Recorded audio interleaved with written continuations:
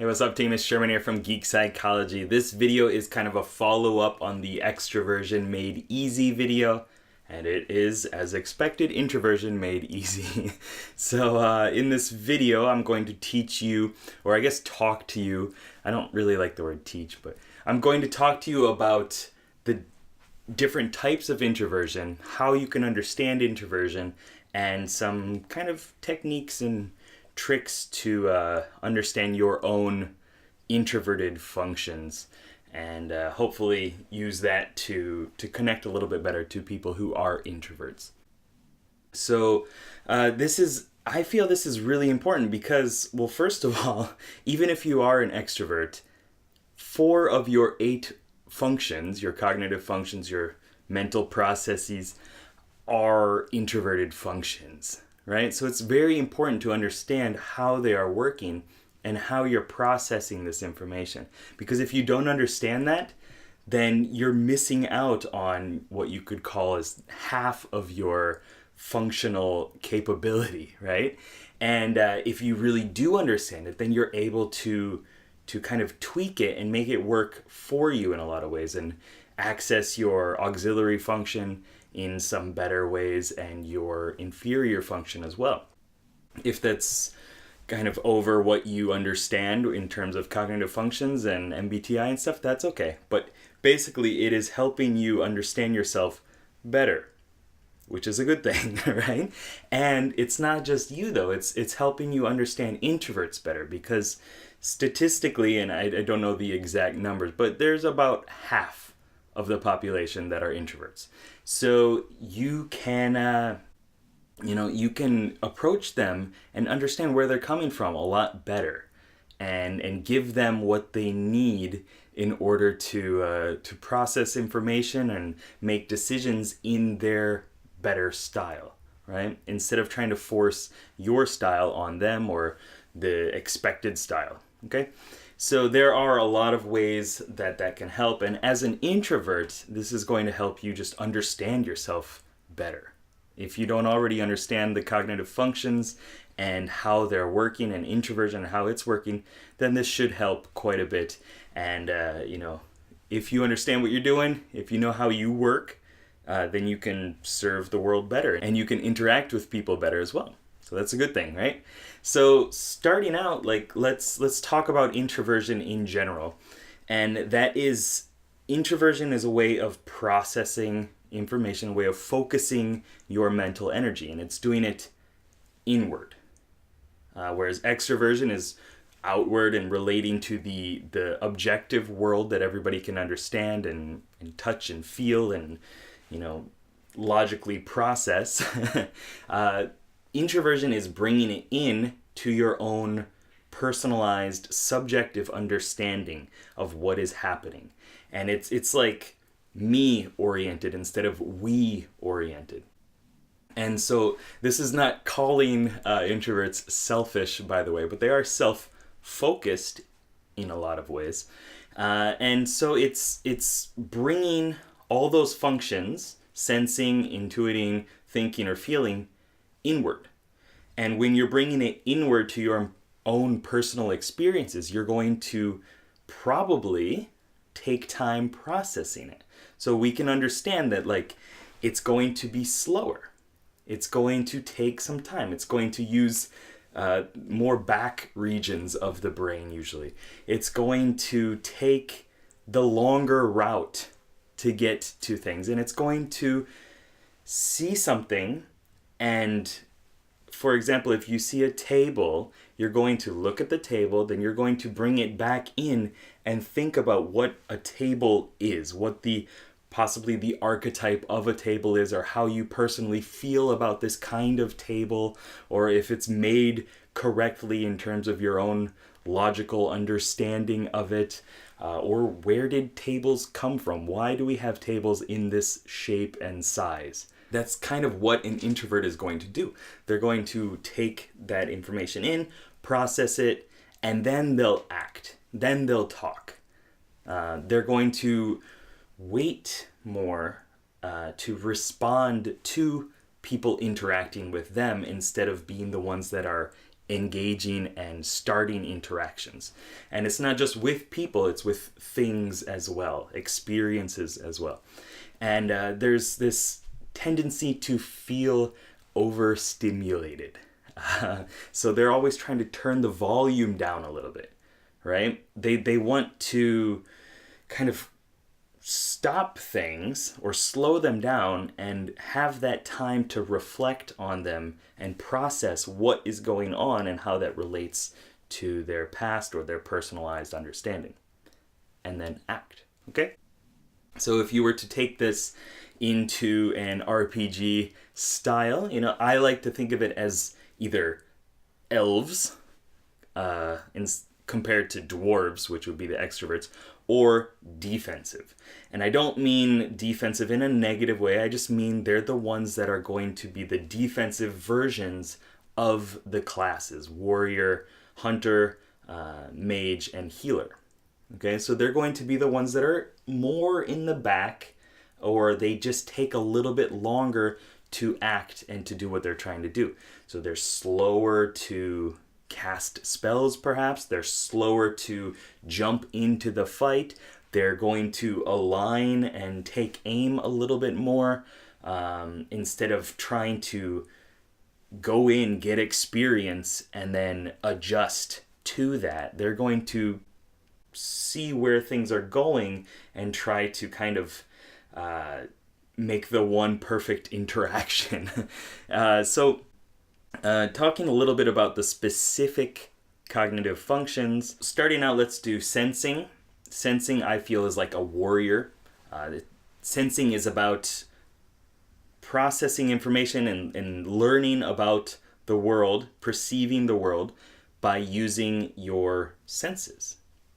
It's looking at the tangible, experiential reality of the world.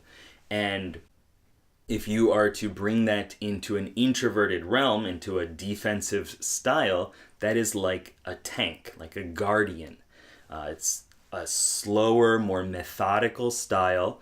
It's about verifying information, verifying how things are happening now with how they happened in the past, and kind of the archetypal example of that.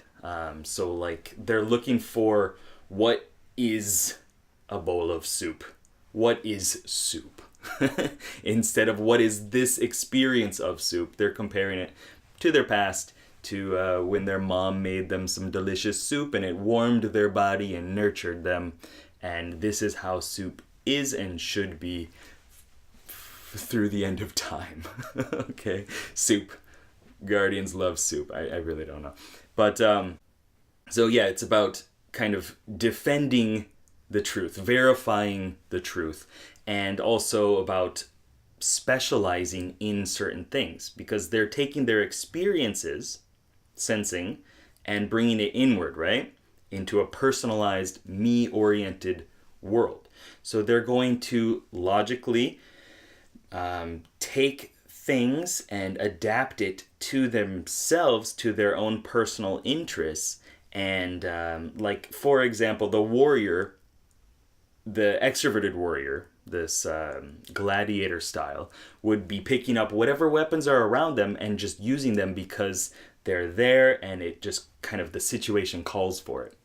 An introverted style, this guardian style, is going to be like, I use a sword and I use a tower shield. That is what I do.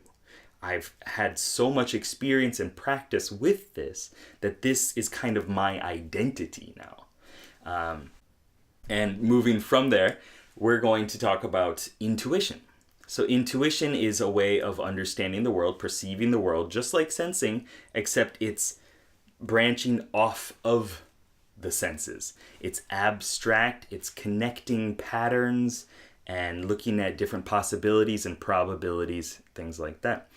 And so if you bring that to the inner world, to their own personal subjective experience, they're going to be using their imagination and processing it inside, trying to find ideas and connections inside instead of outside. Extroverted intuition is going to see this tissue box over here and branch off from the tissue box and see that it reminds them of an elephant blowing its nose or something like that. Whereas introverted intuition is going to think of a tissue box and then try to understand it in different ways by connecting their own personal and unconscious information. So questioning, why is tissue made in this way? How is it made? Why is it in a box of this shape as opposed to a different shape? And like, what could change with tissue throughout the future? God, weird examples today. But that's okay. So I think of this as a hunter, I think of intuition as a hunter, but it's introverted, so it's more of a defensive style. So it's about using a bow and arrow or a sniper rifle or something like that. It's basically like a one-shot, one-kill type thing, and it is slow and refined. It's tracking the enemy, and it's like shifting vantage points and viewpoints and trying to get deep insight into like the meaning and the purpose of these different events happening. Okay, from there, let's talk about the judging functions. The judging functions are thinking and feeling. Thinking, to me, makes sense to be a mage because it's using your head. And that's what mages do, right? So taking that and putting it introverted, bringing it in, focusing your mental energy, kind of turning down the volume, debuffing things a little bit, slowing it down, you're going to have a mage who is just summoning this giant fireball or ice or lightning or whatever, or arcane energy. It's going to be slower. It's going to be looking at the book and the tomes and learning about it and internally processing the information logically. And if you're doing that, you're going to scan information. You're going to try to identify names and definitions and spells and monsters and things like that. You're going to take what logical, let's see, how can I word this? I like to call it spell steal, okay? So you're going to take these logical models or frameworks and bring them inward and try to put them into your own personalized understanding of how the world works, like what makes technical sense. And it's about precision. These introverted functions are about precision. They're about focusing in that information and kind of making it really clear, and what's most personal is most universal. And so what makes the most accurate sense to you, and you've spent a lot of time understanding it and going over it, mulling over it, and refining this information, that's likely going to hold up in the universal perspective, right? At least that's how introverts think of it. And then last, feeling. Feeling is like a healer. So they're focusing on their heart and people's health bars and things like that. And the introverted defensive style of that is not going to be going out and engaging people and trying to make sure that they feel good, but it's going to be, like I like to think, of putting a shield around them to maintain inner harmony. And it starts with you a lot of times. You got to make sure you are taken care of, and then you can go out there and make sure other people are internally in harmony. So you're not going to assert yourself too much. You're not going to try to get dominance over other people and things like that, because that doesn't feel good. Why would I want that to happen to me? So I'm not going to do it to somebody else, right? And there's like this deep conviction and faith in what is good and what is bad, what is right and wrong. Because it's taking feeling, it's taking how you feel about things, it's processing it, which is what the feeling function is. It's analyzing and processing and evaluating feelings, and it's doing that inside yourself, not really concerned necessarily with what is going on outside of yourself, until it's set and solid, and then it's okay to come out. So let's talk a little bit about how you can use this stuff. If you are an extrovert and you are relating to an introvert, then what is best is that you give them a little bit of time. Like, that is just the blanket statement. Like, give them time to process this stuff. Don't call on them immediately for some sort of decision or engagement. Just give them the information, kind of take a step back and let it go for a second. And think about which kind of introversion they are. If they're an introverted sensor, they're likely going to want to know how things have happened in the past so that they can know what to expect. And then because they have that, they're able to comfortably and safely move on into the next experience. And if they don't have that, they're going to struggle a little bit. So give them some resources, some places to look up, some information that says, this is how it happened before, and this is what we're going to try to do. And do you have any ideas or methods or procedures that you think would work well with this? They'll love that. And introverted intuition, if you're talking to this sentinel style, well, they're going to want, again, time to process the information. Don't force them to just engage in a situation. They're not going to handle that as well as, an extroverted intuitive, like the gunner style, right?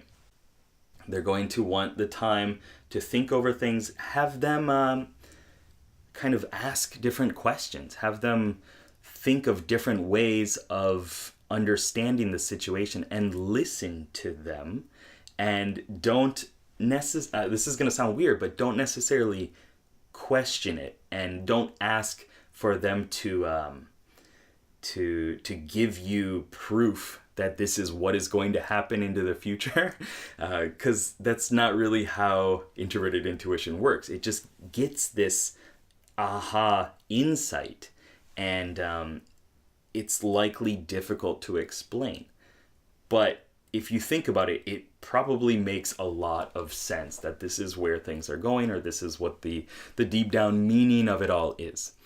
If you're talking to an introverted thinker, well, just give them the logical information, like data dump, give them all the statistics and things like that, and they can handle it, they can process it, it's fine.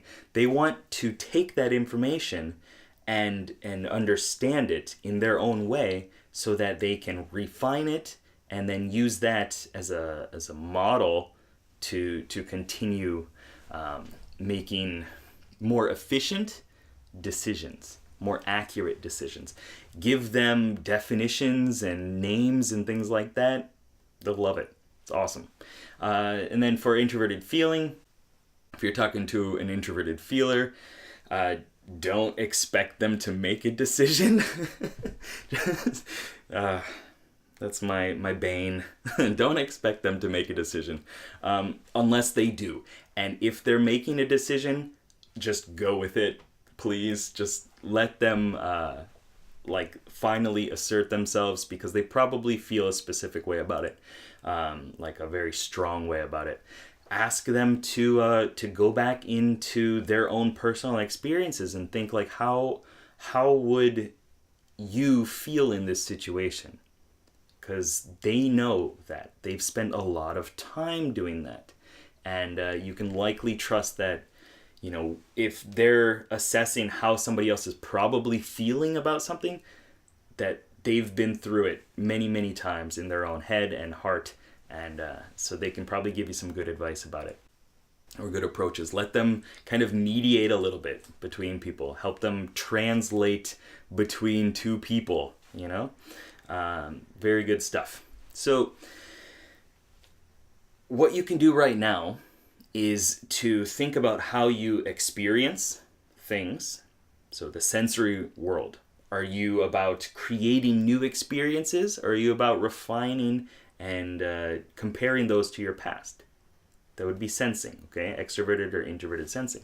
How do you use your imagination? Do you use it to look at something and imagine what could be coming from there? Bunch of different possibilities. Or do you take your imagination and your abstract ideas or whatever and bring them in and start to refine them, and you find one like almost definite understanding of how things are going to happen and what they could mean. And so for thinking, if you take a bunch of information and you try to make technical sense of it, then you're probably an introverted thinker, as opposed to taking what works and trying to get efficient results using the resources and measurements around you.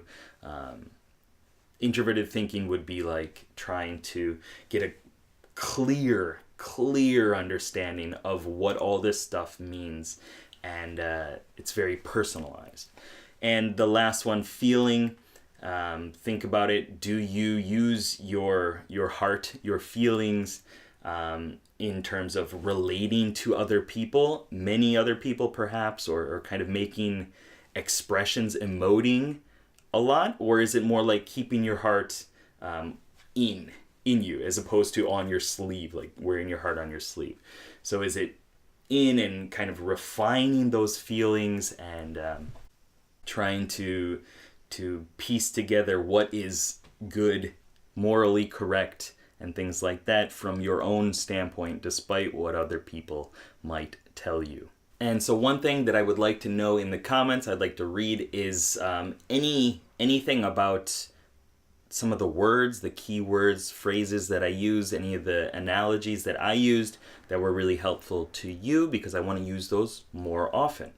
Also, if you have any other ideas or connections, analogies, things like that, keywords, explanations that you like, that you've heard somewhere and really, fit well with you, then please let me know, because that would help me as well explain this stuff to everybody else. Because I think it's about time that we all understand everybody's classes and see how they're different and how they can actually support us instead of be a nuisance to us, and so that we can help them and they can help us a little bit better, and we can make this world a better place. All right, so thank you very much for watching. Like, share, subscribe, do all that good stuff. Thank you very much, patrons. You guys and girls are awesome, and keep up the lifelong questing. Good luck, have fun, peace.